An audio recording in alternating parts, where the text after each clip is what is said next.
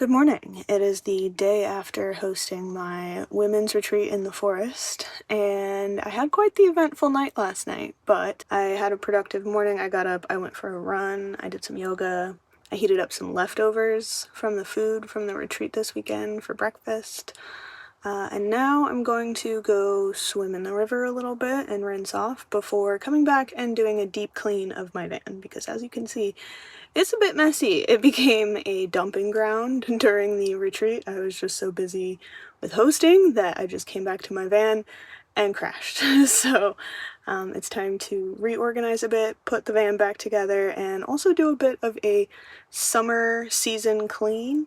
Last night I had my first mouse in my van. Yay. So I'm going to try and clean it up really well to prevent that from happening again. Luckily, I'm camped with my boyfriend. He has a cat, and within 5 minutes of knocking on his door and bringing the cat over to my van, he found it and we threw it out. So we got it out, but I'm going to try and clean the van a little bit today to prevent being woken up at 2 a.m. today. Let's get dressed to go to the river.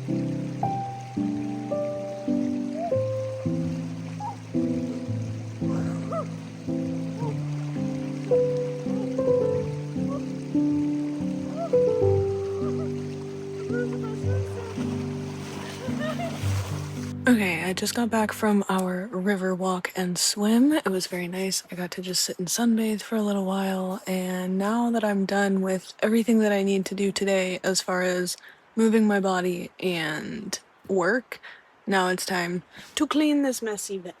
Honestly, I feel like I clean every single day living in such a tiny space, but it's even worse now after not cleaning the entire time I was hosting my retreat.